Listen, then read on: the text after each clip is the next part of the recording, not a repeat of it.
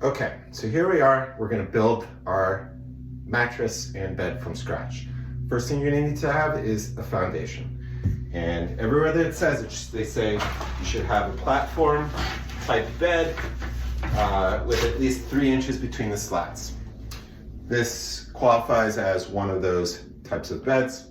On top of that, I want it to be particularly firm. I want to use a flat platform so there's no sagging.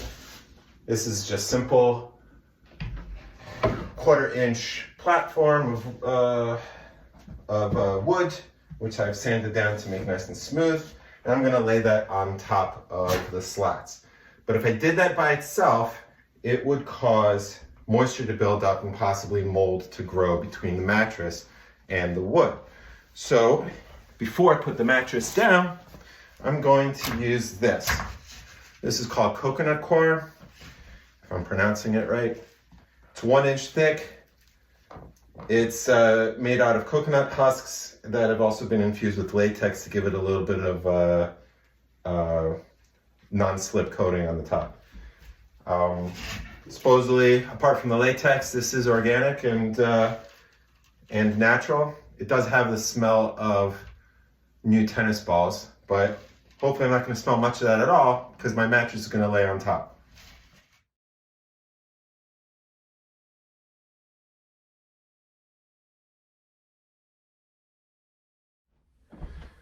All right, here we are. That was really simple enough to roll this out. The coconut coir came in a little bit larger than a twin XL on both sides. I suppose that's so that it gives a little bit of room if you wanted to put your mattress directly on the floor. I may trim that later on. I may remove this completely if the smell doesn't dissipate. I'll see if that happens or not. You know, in some countries they use coconut coir as part of the mattress in a very simple combination of just coconut coir with wool on top. But I've decided to go with a little bit more of a traditional mattress. In the next step, we're going to see what I mean.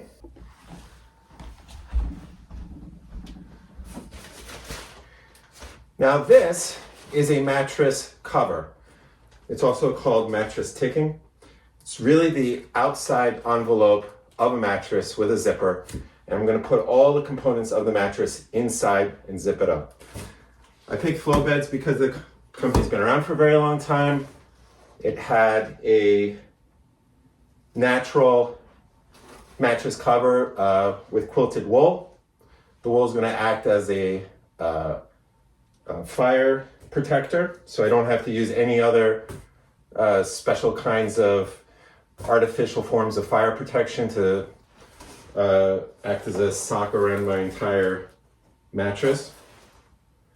And I do like this company in itself because it seems that you can, at any time over the next 20 years, if any part of the mattress fails, they will replace it for you. So it's constantly replaceable and adjustable.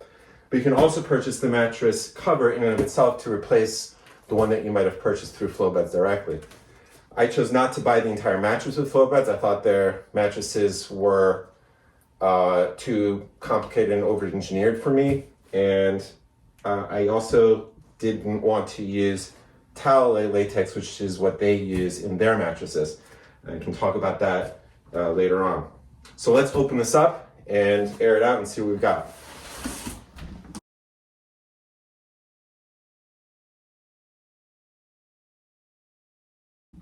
So here's the Flow Beds mattress cover or ticking. First time opening it, I really like it. This is organic cotton on top and a quilted 100% wool interior. There are other companies that also will sell you DIY mattress covers. They can be cheaper, but I also noticed that with them, the wool was only on the tops and sides. This, which completely unzips 360, also has wool on the bottom. So I feel much more confident that if there was a fire, if for example my electrical circuit catches fire and starts having fire underneath my bed, that my entire mattress isn't going to catch flames. The wool will act as a natural flame retardant. It's very cushy. This already feels like a very high level deluxe luxury bed, but we're not done yet. Next step, we're gonna put in the components inside the mattress. For the interior of the mattress, I went with Dunlop latex. The company I used is Sleep-On Latex. They have a warranty and a return policy if you don't like the comfort layers that you picked. They also make their own mattress, which is highly rated. I chose to get the different mattress layers independently in Twin XL so that my wife can have a different firmness level than I can. And if there's any problems, I can always return one of the layers as opposed to returning the entire mattress, which will save both in shipping costs and in the convoluted nature of having to return an entire mattress when all I want is something slightly firmer version.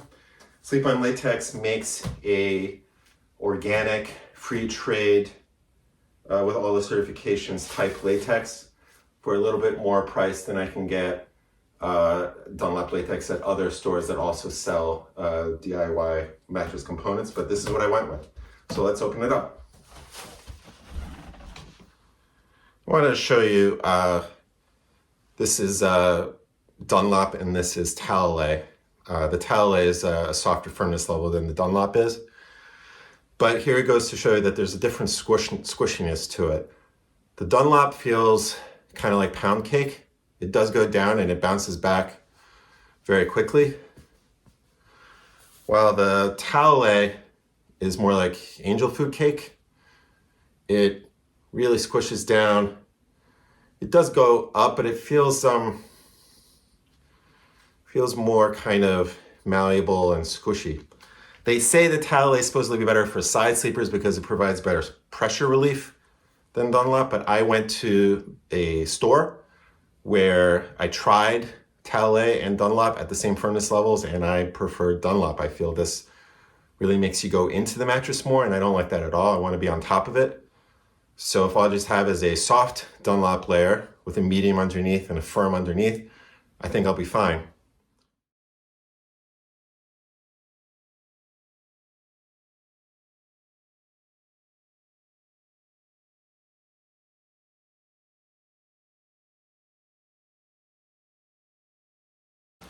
So I got the first layer out of the plastic. It reinflates very easily. It is nice and squishy, but firm. Smells freshly baked. You'll see that when you actually are trying to move this stuff, you don't want to pull the end. It'll easily break apart. So you kind of have to move it in waves to get it exactly where you want. I can tell that I got 3 layers. It's supposedly a 9-inch thick cover, and it looks like it's going to be pretty tight. So hopefully I can get all of these layers in.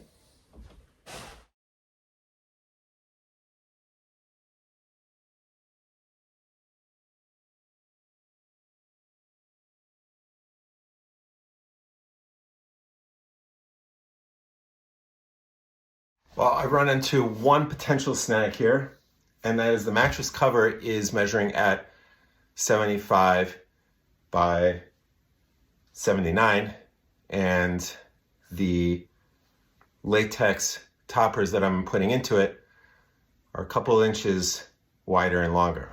Now I think it's gonna all work.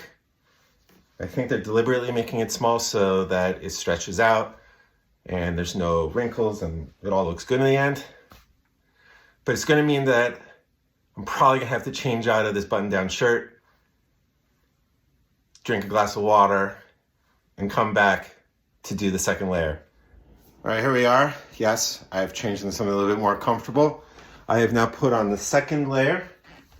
It's starting to look like it is reaching the top of the mattress cover, but I think I'm okay because this is supposed to be a 9-inch version of Flowbed's mattress, which has in it 9 inches of latex. So I think I'm going to be able to fit a third layer in. I'm going to continue with confidence, like I know what I'm doing.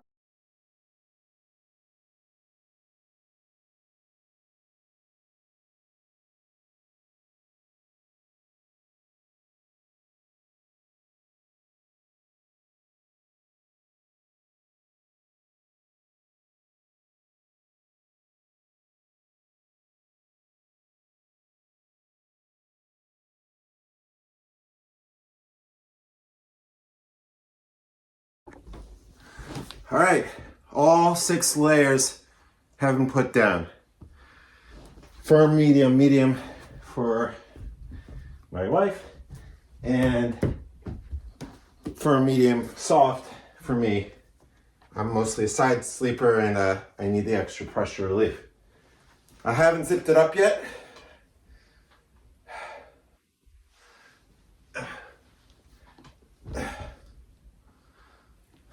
Slight difference, it's a little firmer on this side, obviously. I don't think the middle part is going to be a problem. Yes, there is a crack down the middle, but these things are going to be so wound tight and scrunched in with each other. I don't really notice the difference going back and forth right now anyway, and I haven't even zipped up the top yet. So I'm a little annoyed that some of the components are not as wide as the others, but that, like I said before, might be to my advantage. The bottom layers were 39 inches wide. This is measuring at 38 and a half. And this one, 38. But that actually just is, I'm lucking out here because as the top layers, I'm trying to scrunch everything in. It won't be a perfect cube, it'll be more of a trapezoid, but I think it's all gonna just work out in the end.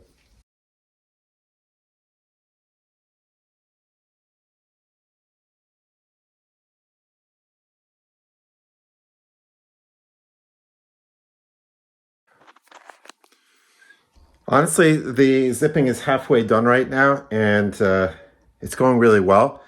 I really do like this cover. I'm not sure how it's going to turn out in the end, but you know, here's the zipper, and you see that it's got a little bit extra layer of cloth covering it, so that when I zipper it, I'm not going to be pinching the latex as I go around. I don't know if everybody does that, but that's definitely a very good feature here because the latex can be very fragile and the zippers could totally tear it up.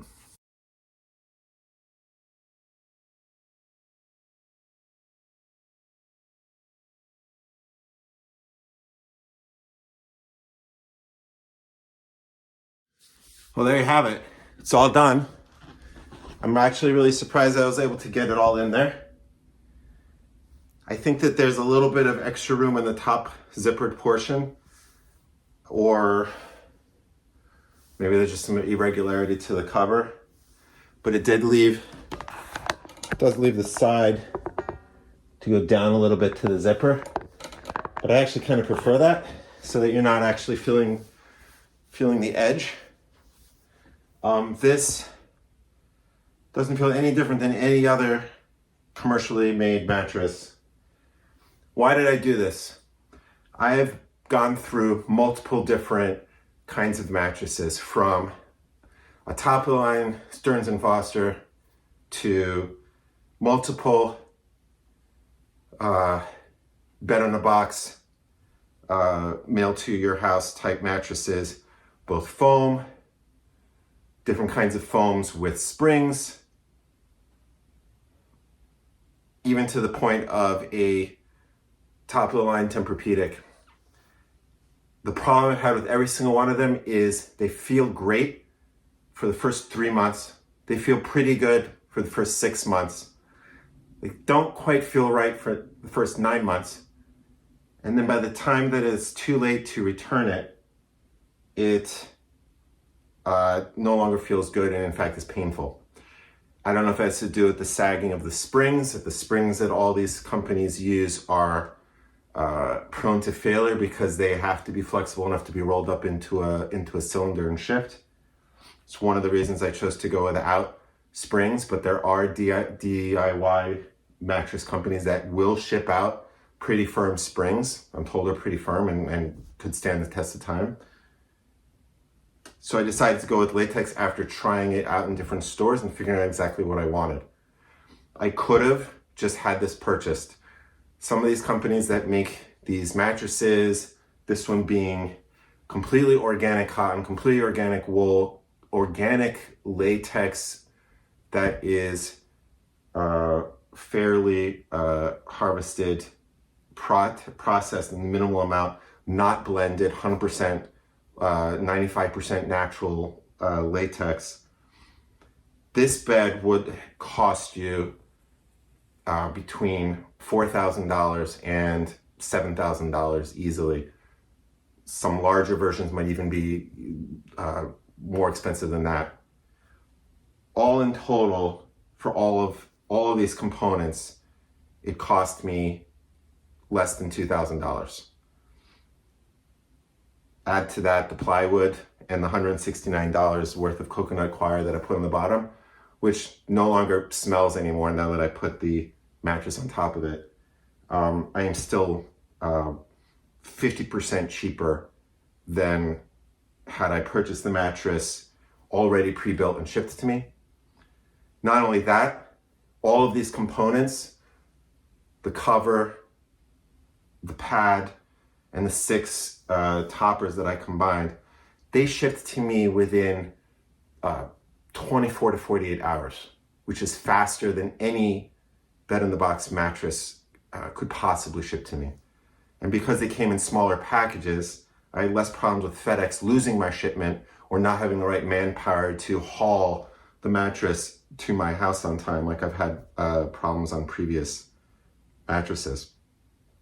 So again, I hope this is helpful for you, that anybody could actually do this with just a little bit of research online. There are websites that you can use to help you build these things. Mattress Underground has been extremely helpful. And even some of the companies that I talked to, the owners are very receptive and help you with any questions you might have, even if you're not using their products. So I'm gonna see how this goes for the next 3 months before I make a final decision about whether or not I actually like it.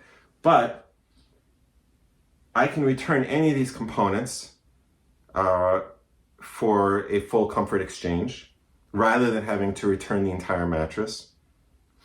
And I don't know, hopefully this will last me 20, 30 years.